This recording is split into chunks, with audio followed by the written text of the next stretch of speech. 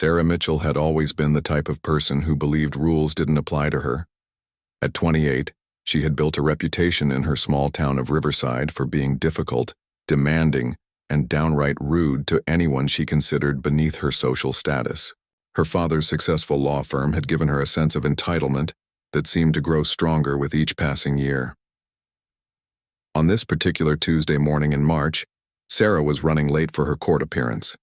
She had been fighting a traffic violation for months, convinced that her father's influence would make the whole thing disappear. The courthouse parking lot was packed, and Sarah found herself circling around looking for a spot close to the entrance. She hated walking far in her expensive heels, and the thought of mingling with what she called common people made her skin crawl. After 10 frustrating minutes, Sarah spotted a space right near the front entrance. There was just one problem. It was clearly marked as a handicap parking space. The blue painted lines and the official sign were impossible to miss. But Sarah didn't care. She was already late, and in her mind, a few minutes in a handicap spot wouldn't hurt anyone. Besides, she didn't see any disabled people around who might need it. She pulled her silver BMW into the space and grabbed her designer purse from the passenger seat. As she stepped out of the car, she noticed a security guard walking in her direction. He was an older man, probably in his 60s, with gray hair and a slight limp. His uniform was neat and pressed, and he carried himself with quiet dignity. Despite his obvious physical limitations, the guard's name tag read Robert Chen, and he had been working courthouse security for over 15 years. What Sarah didn't know was that Robert was a decorated war veteran who had served 3 tours in Vietnam. He had been wounded in action, which explained his limp, and had spent years working his way through college after returning home. He held degrees in both criminal justice and social work, and had chosen courthouse security not because he couldn't find anything else, but because he believed in serving his community. "Excuse me, miss," Robert said politely as he approached Sarah's car. His voice was calm and respectful, the tone of someone who had dealt with difficult situations many times before. "I'm afraid you can't park here. This is a handicap space and you'll need to move your vehicle." Sarah barely glanced at him as she locked her car door. She looked him up and down with obvious disdain, taking in his age, his limp, and what she assumed was his lowly position. In her mind, he was just another minimum wage worker trying to make her life difficult. "Look, I'm only going to be here for a few minutes," she said dismissively, not even bothering to make eye contact. "I'm sure whoever needs this spot can find somewhere else to park. I have important business inside." Robert remained patient, though those who knew him well would have recognized the slight tightening around his eyes. "I understand you're in a hurry, but the law requires these spaces to remain available for people with disabilities. There are other parking spots available just a bit further away." Sarah finally turned to face him fully, and her expression was one of pure contempt. "Listen, old man, I don't have time for this. Do you have any idea who I am? My father is one of the most important lawyers in this town. I suggest you mind your own business and let me handle mine." The insult hit its mark, but Robert's expression didn't change. He had faced far worse than an entitled young woman's attitude. What did bother him was her complete disregard for the people who genuinely needed handicap parking spaces. In his years of service, he had seen elderly veterans struggle to walk from distant parking spots, parents carrying disabled children, and people in wheelchairs forced to navigate dangerous traffic, because spaces like this one were occupied by people who simply didn't care. "Miss, I'm going to have to ask you one more time to move your vehicle," Robert said, his voice still professional but with an underlying firmness that suggested he was not going to back down. "If you refuse, I'll have to issue you a citation and call for your car to be towed." Sarah let out a harsh laugh that echoed across the parking lot.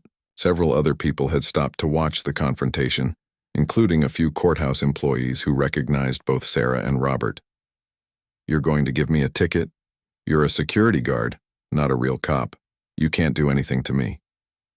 What Sarah didn't realize was that courthouse security officers in their state were certified law enforcement officials with the authority to issue citations and make arrests on courthouse property. Robert had undergone extensive training and carried the same legal authority as any police officer, when it came to enforcing parking regulations and maintaining order on courthouse grounds. But more importantly, Sarah had no idea who she was really dealing with. Robert Chen wasn't just any security guard. His quiet demeanor and humble appearance hid a remarkable history of service, sacrifice, and achievement that would have impressed anyone with a shred of decency. He had received multiple commendations for bravery during his military service, had worked his way through law school while raising 3 children as a single father, and had spent years volunteering with disabled veterans organizations.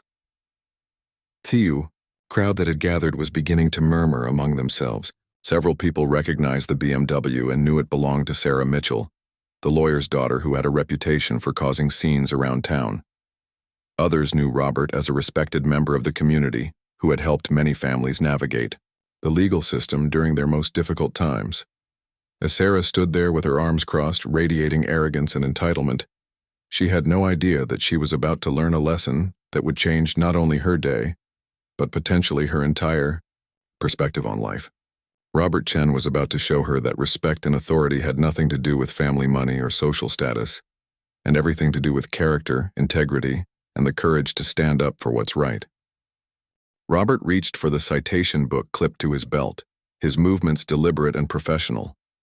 He had given Sarah every opportunity to do the right thing, but she had chosen to double down on her disrespectful behavior. As he began writing out the parking violation, Sarah's face turned red with anger and embarrassment. The growing crowd of onlookers made her feel exposed and vulnerable, emotions she wasn't used to experiencing. "You can't be serious," she snapped, stepping closer to Robert in what appeared to be an attempt to intimidate him. "Do you know what kind of trouble you're going to be in when my father hears about this? He'll have your job by the end of the week." Robert continued writing, his handwriting neat and precise despite Sarah's threats. "Your father is welcome to contact my supervisor if he has concerns about how I'm doing my job," he replied calmly. "But right now, you're in violation of state parking laws, and I'm required to enforce those laws equally for everyone." The word equally seemed to particularly irritate Sarah.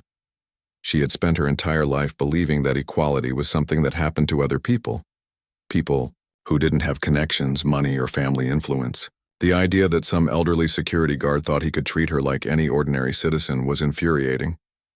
"This is ridiculous," she said, her voice getting louder and more shrill. "I'm not paying any ticket, and I'm not moving my car." "What are you going to do about it, old man?" Several people in the crowd winced at her tone. Among them was Detective Maria Santos, who was heading into the courthouse for a court appearance. Maria had worked with Robert on several cases over the years and had tremendous respect for him.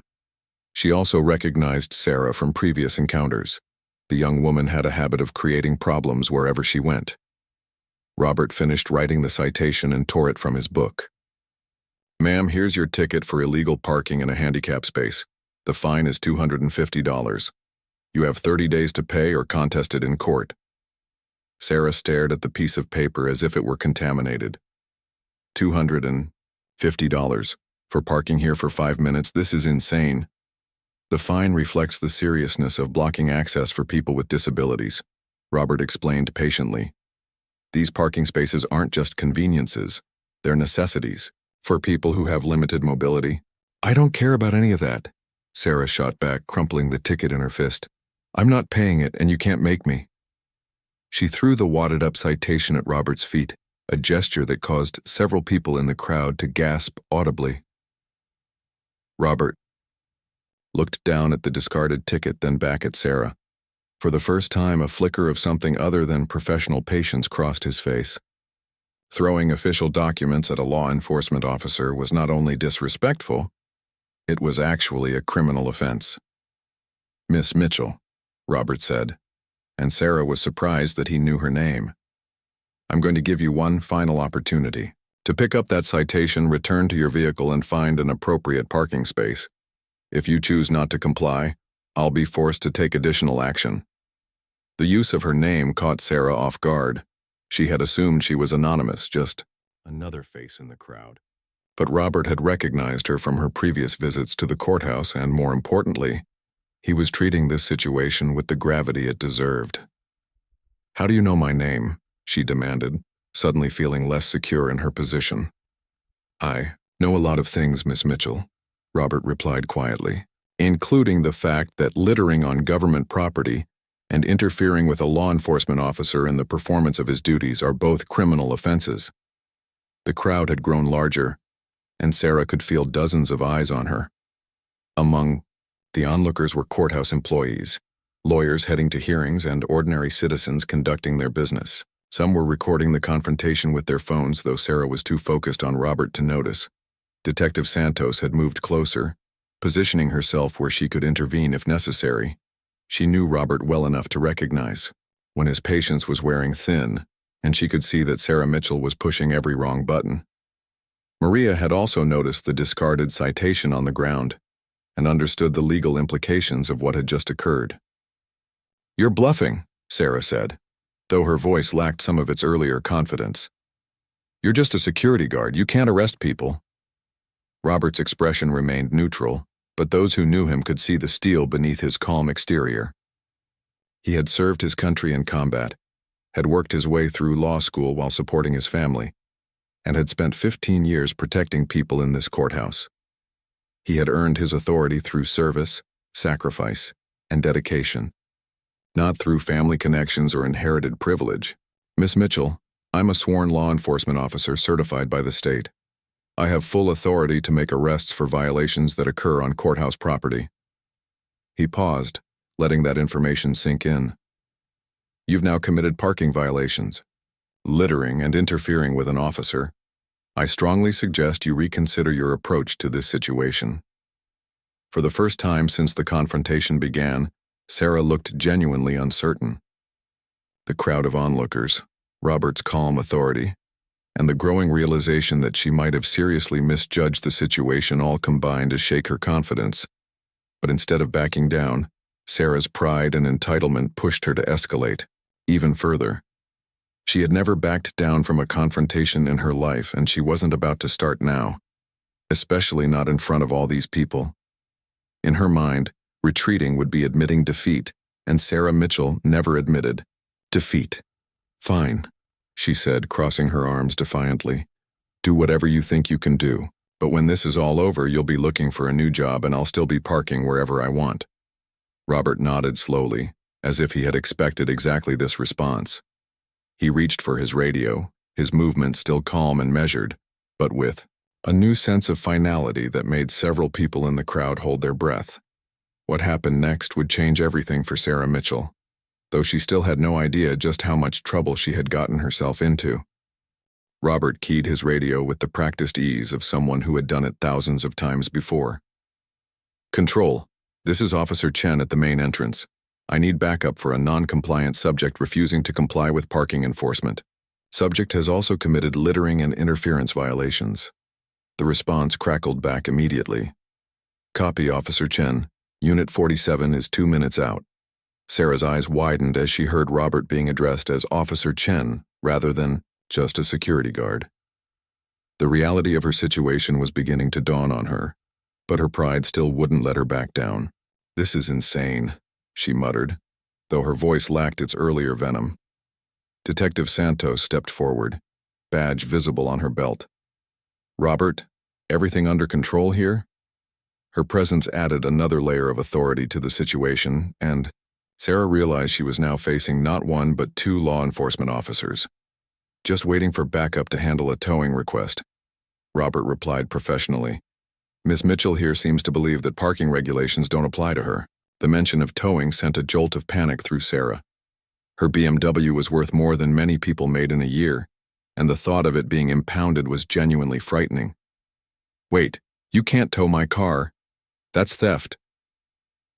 "Illegally parked vehicles are subject to towing at the owner's expense," Robert explained calmly. "The towing fee, storage costs, and citation fines will need to be paid before the vehicle is released." A patrol car pulled into the parking lot, its presence causing the crowd to grow even larger. Officer James Rodriguez stepped out, a young man in his early 30s who had worked with Robert many times before. James had tremendous respect for the older officer and trusted his judgment completely. "What do we have, Robert?" Officer Rodriguez asked as he approached.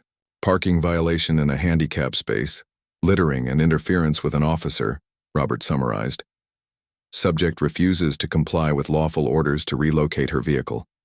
Sarah looked between the three officers, finally beginning to understand that she had seriously miscalculated. These weren't mall security guards or powerless civil servants. They were real police officers with real authority. But even faced with this reality, her sense of entitlement wouldn't allow her to admit she was wrong. "This is harassment," she declared, though her voice was shakier now. "3 officers for a parking violation? This is ridiculous." Officer Rodriguez examined Sarah's BMW in the handicap space, noting the clear violation. He then spotted the crumpled citation on the ground where Sarah had thrown it. "Ma'am, did you throw this official document on the ground?" "I'm not answering any more questions," Sarah replied, crossing her arms. "I want to call my father." "You're free to call whoever you'd like," Robert said.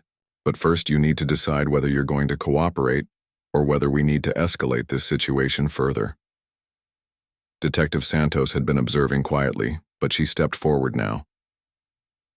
"Miss Mitchell, I think you should know that I've been watching this entire interaction.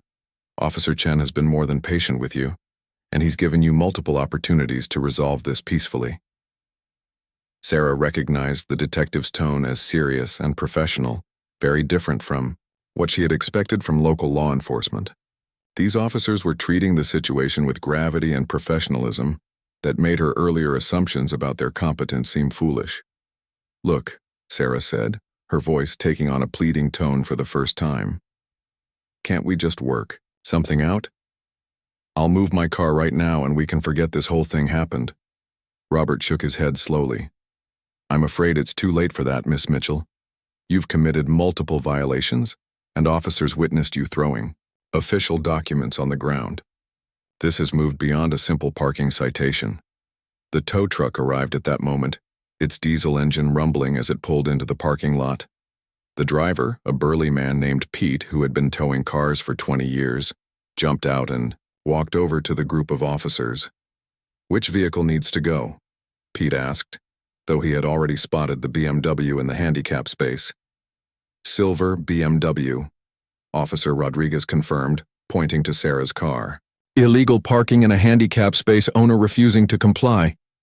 Sarah watched in horror as Pete began preparing his equipment. "No, wait! You can't do this! That car cost more than you people make in a year!" The comment about "you people" caused several officers to exchange glances. Detective Santos shook her head in disgust while Officer Rodriguez's jaw tightened. Even Pete, the tow truck driver, paused in his work, staring at Sarah with obvious disbelief. "Ma'am," Robert said, his voice still calm but with an edge that hadn't been there before. "I think you should be very careful about what you say next." But Sarah was beyond careful consideration. Watching her expensive car being prepared for towing had triggered a complete meltdown. All the privilege, entitlement, and arrogance that had been building up inside her for years came pouring out in a torrent of threats and insults that shocked even the experienced officers. "My father is going to destroy all of you," she screamed. "Do you know who you're messing with? I'll have your badges, I'll have your jobs. You're all nothing but high school dropouts playing dress-up." The crowd that had gathered was now substantial, with people stopping their cars to watch the spectacle. Several were recording with their phones, capturing Sarah's meltdown for posterity. Court employees had gathered at the windows, watching the drama unfold in the parking lot. Officer Rodriguez looked at Robert with raised eyebrows. "Should we add disorderly conduct to the list?" Robert considered the question carefully. He had dealt with difficult people before, but Sarah Mitchell's behavior was exceptional in its combination of entitlement, disrespect, and sheer foolishness. She had been given multiple opportunities to de-escalate the situation, but had chosen to make it worse at every turn. "Miss Mitchell," Robert said finally, "you're under arrest." The words, "you're under arrest," hit Sarah like a physical blow. She stared at Robert in complete disbelief, as if he had spoken in a foreign language. In her 28 years of life, she had never seriously considered that her actions might have real consequences. Her father's influence had always been there to smooth over any problems, and she had come to believe that legal troubles were something that happened to other people. "You can't arrest me," she said, her voice barely above a whisper. "I haven't done anything wrong." Officer Rodriguez stepped forward with handcuffs, his movements professional and practiced. "Ma'am, you're being arrested for illegal parking in a handicap zone, littering on government property, interference with a law enforcement officer, and disorderly conduct. You have the right to remain silent." As the Miranda rights were read, Sarah's world seemed to tilt on its axis. The crowd of onlookers watched in fascination as the privileged lawyer's daughter was handcuffed in the courthouse parking lot. Many of them had their own stories about encounters with Sarah Mitchell. Rude behavior at restaurants, condescending treatment of service workers, entitled attitudes at local businesses. Seeing her finally face consequences felt like justice to many of them. "This isn't happening," Sarah muttered as the handcuffs clicked into place. "This can't be happening to me." Detective Santos observed the arrest with professional interest. She had seen plenty of people get their first taste of real accountability, and Sarah's reaction was fairly typical of someone who had lived their entire life without consequences. The shock, the disbelief, and the desperate attempts to invoke family connections were all part of a predictable pattern. "My phone," Sarah said suddenly, as if remembering something crucial. "I need to call my father. He'll fix this whole mess." "You'll have the opportunity to make a phone call when you're processed at the station," Officer Rodriguez explained patiently. Despite Sarah's behavior, he maintained his professional demeanor. Robert watched as his colleagues handled the arrest. He felt no satisfaction in seeing Sarah taken into custody. Arresting people was never something he enjoyed. But he did feel a sense of justice for all the disabled individuals who struggled to find parking because of people like Sarah Mitchell. He thought about Mrs. Anderson, an elderly veteran who used a wheelchair and had told him just last week about having to park 3 blocks away because all the handicap spaces were taken by people without permits. Pete, the tow truck driver, had continued his work during the arrest, and Sarah's BMW was now secured on his flatbed. "Where am I taking this?" he asked Officer Rodriguez. "Municipal impound lot," Rodriguez replied, handing Pete the necessary paperwork. "Standard protocol for illegal parking arrests." Sarah watched her car being loaded onto the truck with a mixture of horror and rage. The BMW represented more than just transportation to her. It was a symbol of her status, her family's wealth, and her perceived superiority over ordinary people. Seeing it treated like any other impounded vehicle was almost as traumatic as being arrested. "That car is worth $80,000, she shouted at Pete. "If you damage it, I'll sue you for everything you're worth." Pete had been in the towing business long enough to hear threats like that regularly. He simply shrugged and continued securing the vehicle.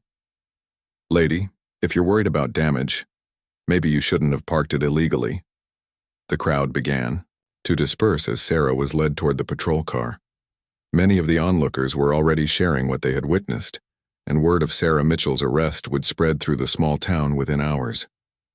In an age of social media, the videos captured by witnesses would soon make their way online, ensuring that Sarah's public meltdown would have a much wider audience than just those present in the parking lot.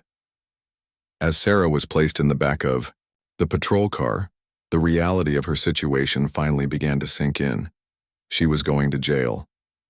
She was going to be fingerprinted and photographed like a common criminal. Her arrest would become public record, visible to anyone who cared to look. The thought of her friends, colleagues, and social circle learning about this humiliation made her feel physically sick. "Wait," she called out desperately as Officer Rodriguez prepared to drive away. "Can't we work out some kind of deal?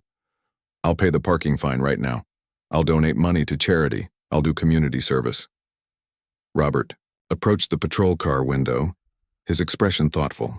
For a moment, Sarah felt a flicker of hope that the older officer might show her some mercy. "Miss Mitchell," Robert said quietly, "you had multiple opportunities to avoid this outcome. Every step of the way you chose to escalate rather than cooperate. You chose to insult rather than show respect. You chose entitlement over responsibility." Sarah stared at him through the car window, finally beginning to understand that she had completely misjudged this man. There was something in his eyes, a depth of experience and character that she had missed entirely in her initial assessment of him, as just another low-level employee. "Who are you?" she asked, the question coming out as barely a whisper. Robert studied her face for a moment, seeing perhaps the first genuine emotion other than anger or entitlement that she had displayed all morning. "I'm someone who believes that everyone deserves to be treated with dignity and respect, regardless of their position in life. I'm also someone who believes that actions have consequences, no matter who your father is." The patrol car pulled away, carrying Sarah toward a reckoning that was long overdue.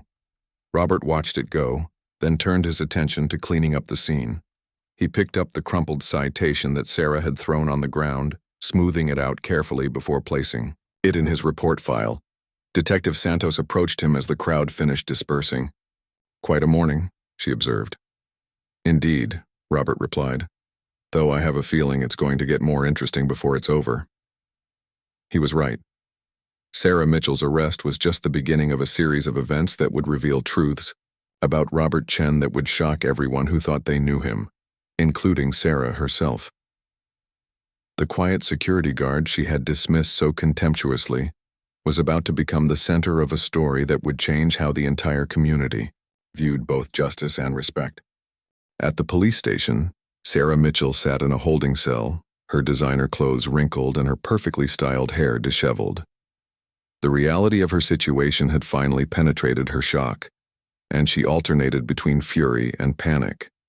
She had been fingerprinted, photographed, and processed like any other criminal, an experience that shattered her carefully constructed sense of superiority.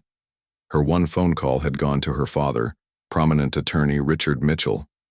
The conversation had been brief and tense, with Richard expressing more disappointment than surprise at his daughter's behavior. He promised to send his best criminal defense lawyer, but warned Sarah that this situation might not be as easy to fix as her previous problems. Meanwhile, word of Sarah's arrest had spread throughout Riverside like wildfire. The local newspaper's online edition picked up the story, and social media was buzzing with videos and commentary from witnesses.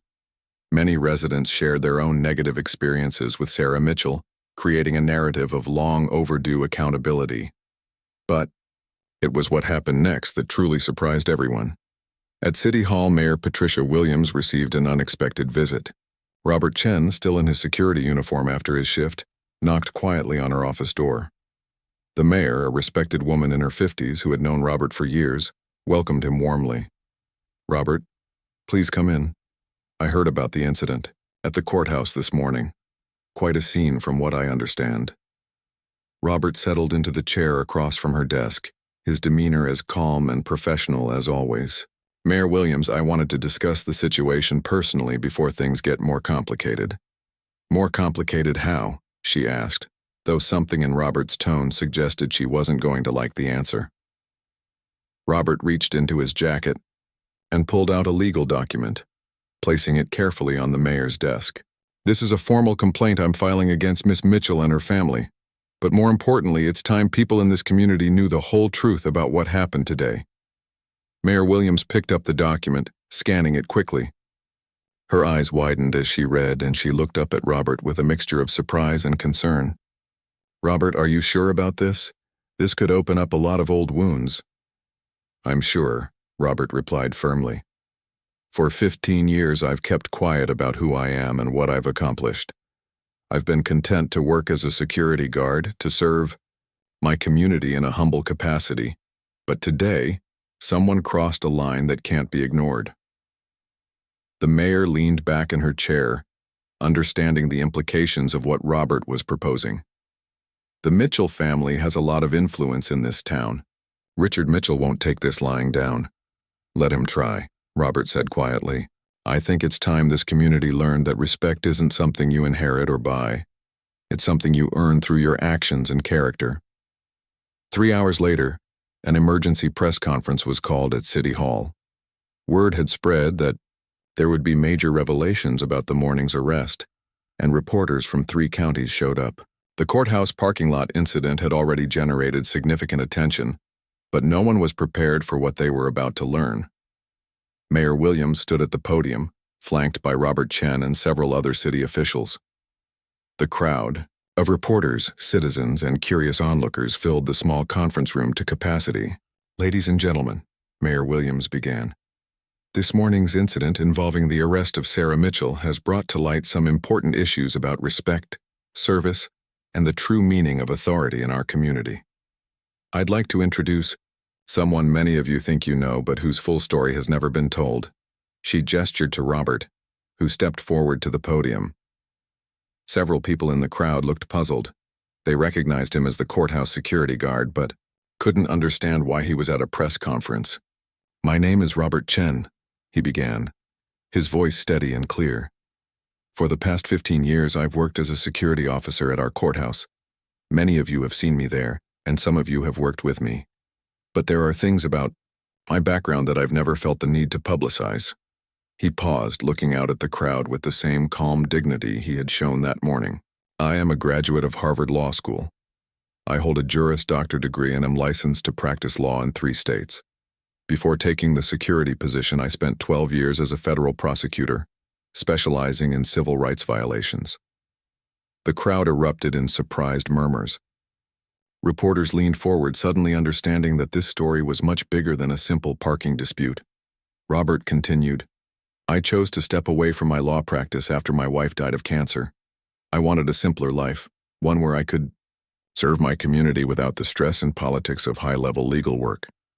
The security position allowed me to help people navigate the legal system while maintaining a low profile." Sarah Mitchell's lawyer, David Harrison, was in the crowd and felt his stomach drop as he began to understand the implications. His client hadn't just insulted a security guard. She had insulted a Harvard-educated attorney with 12 years of federal prosecution experience.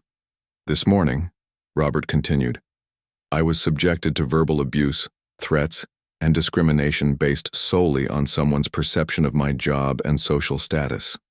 Miss Mitchell made it clear that she believed her family's wealth and connections placed her above the law. She was wrong." The revelation sent shockwaves through the community. Social media exploded with reactions, and news outlets began frantically researching Robert Chen's background. Within hours, they would discover an even more remarkable story: his military service, his commendations for bravery, his work with veterans organizations, and his quiet philanthropy that had helped dozens of local families. At the county jail, Sarah Mitchell was finally allowed to meet with her lawyer. David Harrison sat across from her in the small meeting room, his expression grim. "Sarah, we need to talk about the situation you've created," he began. "Finally," Sarah said, relief evident in her voice. "Get me out of here, David. This whole thing is ridiculous." David shook his head slowly. "Sarah, do you have any idea who you insulted this morning? Do you know anything about Robert Chen's background?" Sarah shrugged dismissively. "He's a security guard, an old man with a limp who thinks he's important." David pulled out his phone and showed Sarah the news coverage from the press conference. As she read, her face went pale, then red, then pale again. "Harvard Law School," she whispered. "Federal prosecutor for 12 years, decorated war veteran, one of the most respected legal minds in the region." David's voice was flat and professional.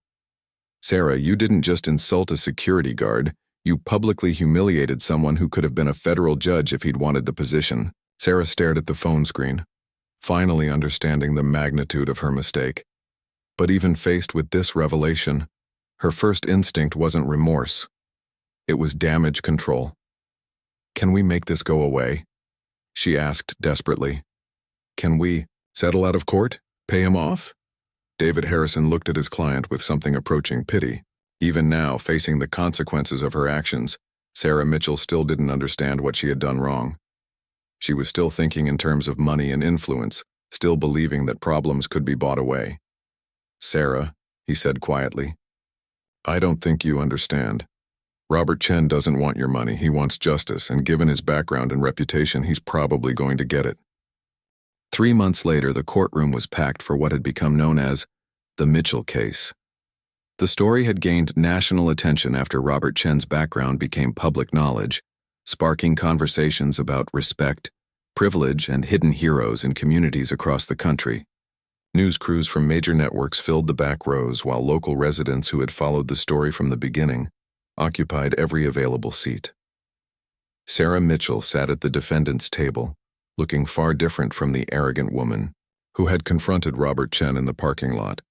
The months of legal proceedings, public scrutiny, and social isolation had taken their toll.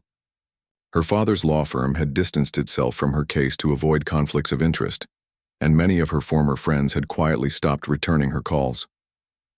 At the prosecutor's table sat District Attorney Jennifer Walsh, who had taken personal interest in the case.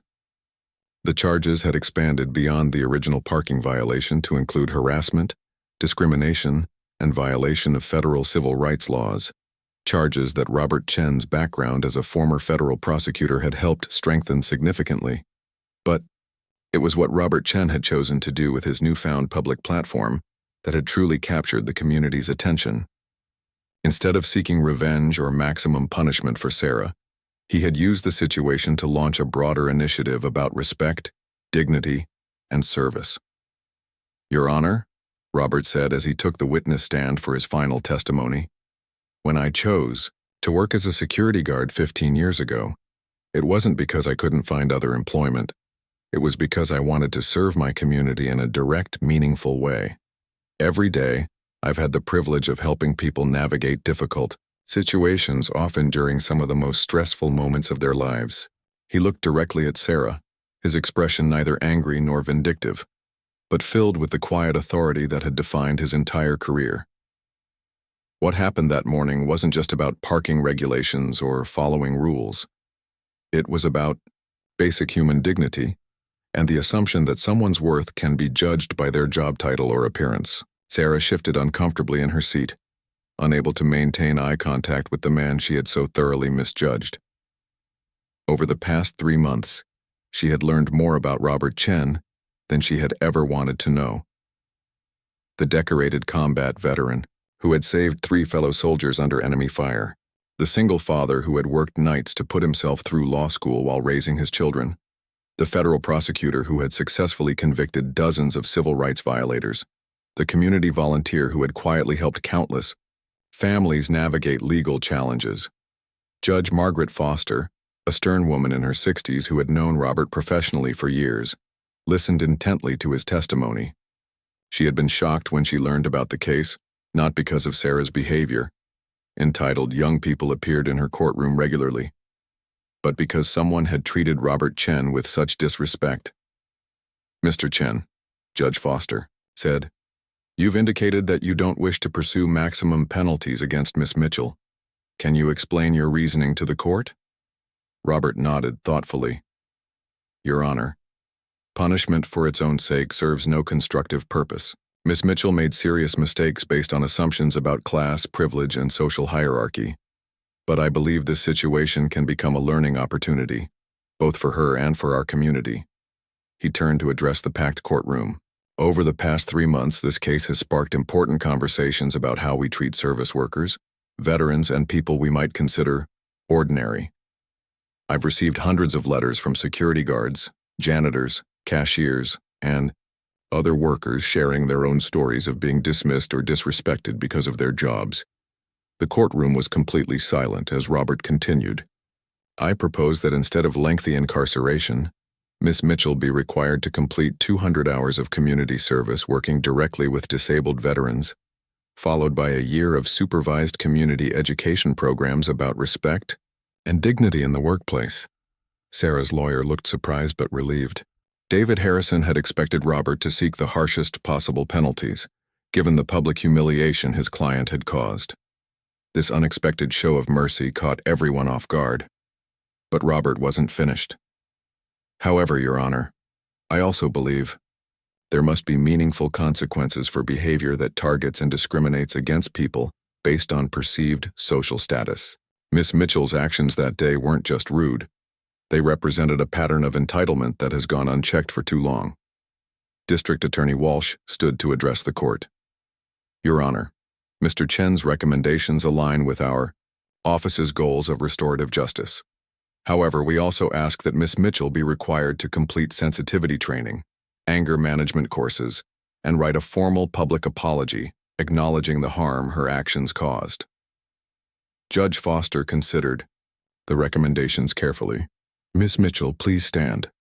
Sarah rose unsteadily, her face pale but determined. Over the past months, she had been forced to confront uncomfortable truths about herself and her behavior. The public scrutiny had been humiliating, but it had also provided clarity about how others perceived her. Miss Mitchell, Judge Foster began, your behavior on March 15th represented a serious failure of character and judgment. You insulted a decorated veteran, dismissed a Harvard-educated attorney, and demonstrated complete disregard for people with disabilities who depend on handicapped parking spaces. Sarah nodded, tears beginning to form in her eyes. Yes, Your Honor. I understand that now. Do you? Because your initial response to being arrested was to threaten officers with your father's influence and to continue displaying the same entitled attitude that created this situation in the first place. Your Honor, Sarah said, her voice shaking slightly. I've spent these 3 months thinking about what I did and who I've been. I was wrong about Mr. Chen, but more importantly, I was wrong about what makes someone worthy of respect. I've been living my entire life believing that money and family connections made me better than other people. I was completely, terribly wrong. The sincerity in her voice was unmistakable, and several people in the courtroom exchanged surprised glances. The arrogant young woman from the parking lot seemed to have been replaced by someone genuinely remorseful and changed. Robert watched Sarah's testimony with interest. He had seen many people face consequences for their actions over his years as a prosecutor, and he had learned to distinguish between genuine remorse and strategic performance. What he saw in Sarah Mitchell's face suggested real growth and understanding. Judge Foster announced her sentence: 200 hours of community service with disabled veterans organizations, 1 year of supervised community education programs, mandatory sensitivity and anger management training, a formal public apology, and a significant fine to be donated to local disability advocacy groups. As the courtroom emptied, Robert Chen was approached by dozens of well-wishers, reporters, and community members, but his attention was focused on Sarah Mitchell, who stood alone near the defendant's table while her lawyer gathered paperwork. Robert walked over to her, and Sarah looked up with obvious apprehension. Miss Mitchell, he said quietly, I want you to know that I believe people can change. Your sentence isn't punishment. It's an opportunity to become the person you're capable of being. Sarah wiped tears from her eyes. Mr. Chen, I owe you an apology that goes far beyond what the court requires. I judged you based on your uniform and your age, and I treated you with contempt that you never deserved. I'm ashamed of who I was that day. Robert studied her face, seeing genuine remorse and the beginnings of wisdom. The person you were that day isn't who you have to be tomorrow. Use this experience to understand how your actions affect others and to treat every person you meet with the dignity they deserve. As they shook hands, photographers captured the moment that would become the lasting image of the case, not the angry confrontation in the parking lot, but the respectful interaction between two people who had found common ground in mutual respect and human dignity. The story of Sarah Mitchell and Robert Chen became a nationwide example of how assumptions about social status can blind us to the true character and worth of others. Robert returned to his security position, though he also began speaking at schools and community organizations about respect, service, and the dangers of judging people by appearances. Sarah completed her community service working with disabled veterans, an experience that profoundly changed her perspective on sacrifice, service, and true heroism. She eventually became an advocate for workers' rights and disability accommodation, using her family's resources and connections to fight for the people she had once dismissed. The courthouse parking lot where it all began now features a small plaque recognizing Robert Chen's years of service to the community. But more importantly, the story serves as a reminder that respect and dignity aren't determined by job titles, family wealth, or social position. They're earned through character, integrity, and how we treat others, especially those we might consider beneath us. Robert Chen had taught an entire community that true authority comes not from power or privilege,